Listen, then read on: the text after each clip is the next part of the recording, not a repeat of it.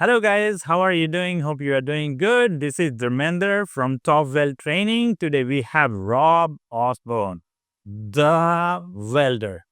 This guy has a lot of experience in welding field. Today we are going to talk about his career, how did he started and what is the future and the piece of advice we can take it from him to be a welder. Welcome, Rob. Thank you very much for coming. Thanks for having me back, man. No problem. Rob, tell us about your welding experience. How did you start? And I mean, for me to start, we got to go way back to 1998. okay, When I was in high school, literally grade 11 shop class. uh-huh. My shop teacher asked me. He said, "Who wants to learn how to weld?" Uh-huh. Or is it? I think I might like to learn how to weld. Okay, So he took a bunch of us and showed us how to do shield metal arc welding. And from there, I kind of just was like, I like this. I think I want to make this my career. I think you have completed so many courses before you start this career. Oh yeah, I mean, I've gone to two different welding schools Hmm. and I completed two programs. Over my tenure, I've possessed.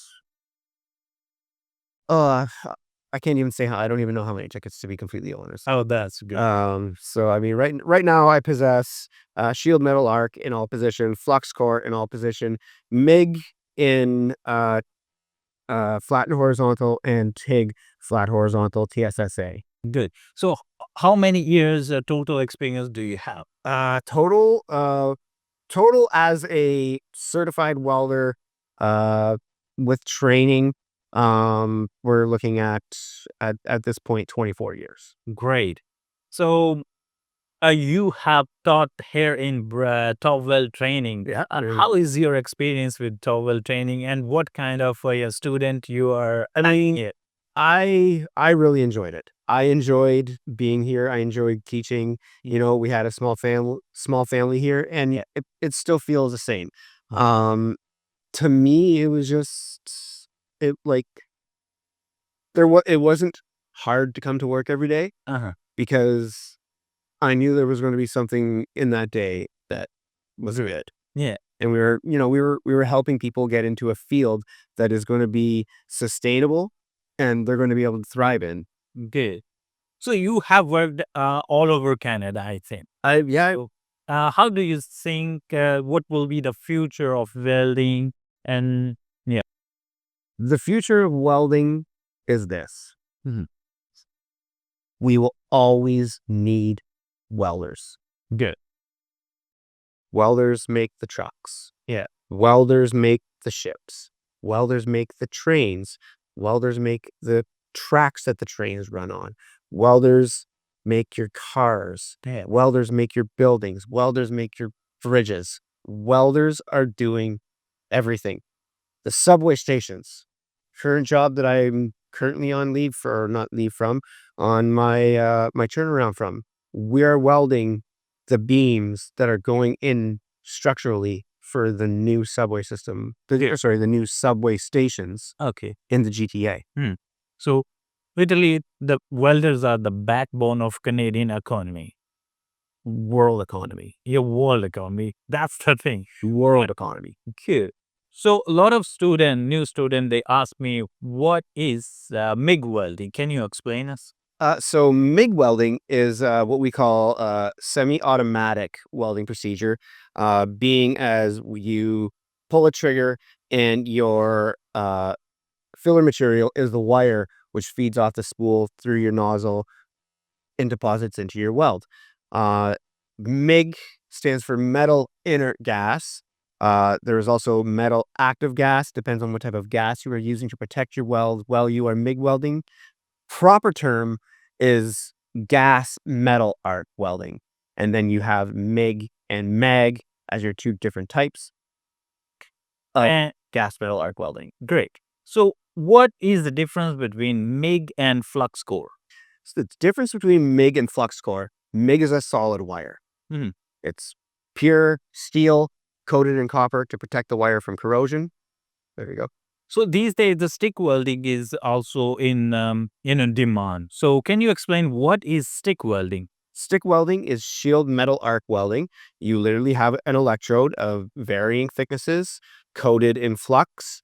When you melt that with the amperage from your machine, the flux melts after your metal electrode melts, protects the weld as it's in a molten state, and also creates a gas around the weld, sort of similar to the gas that we use in MIG welding, but it comes from the flux coating on the electrode itself.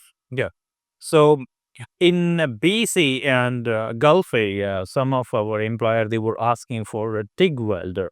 Can you let our spectator know that what is the TIG welding process? So TIG welding is what we call tungsten inert gas welding. And what we are doing is we are using a tungsten electrode to create the arc between our welding machine and our workpiece, which is clamped. And then we are using a gas, just like in MIG welding, just like in flux core welding, to protect our welds in a molten state. There's different types of gases. Typically, we would use helium or argon or a combination of the two. Proper term for it is gas tungsten arc welding. There are a couple of variations of torches that you can use. There's a manual torch where you have a foot pedal, you turn it on. There's a trigger torch. There's a flip of a switch torch that you use to turn on your arc. And in the recent years, TIG tip has been developed, which is similar to MIG. It's a semi-automatic process in which you have a you have a TIG torch in front of you. You pull a trigger, and you have an automatic feed from a wire spool, but you have the quality of TIG welds in a MIG process. Good. Rob, can you tell us that the what is the starting pay for a welder who has a basic knowledge for welding? Basic knowledge of welding, you can look to get anywhere between $25 and $30 entry level nowadays, depending on your geographical location. Okay. And from there, almost the sky is the limit. Yeah. There used to be a saying that the only way to make a lot of money in welding is to become an underwater welder. Simply not true. There's more money to be made on the offshore oil rigs than underwater welding. Those guys out there on those rigs make much more than underwater welders, and you're not putting your life in nearly as much danger. Great. And with your 20-year experience that you have, every field you have worked. So what is the piece of advice you will give to the new student or the new young generation they wants to adopt as a career? Continue to gain experience. Great. Don't just settle for one job. Okay. Try something for a little bit, then go on to something new. Great. The more experience you can gain, the more valuable you become as a welder. Great. The more tickets you can get, the more valuable you are. Yeah. There's literally hundreds of tickets out there you can get.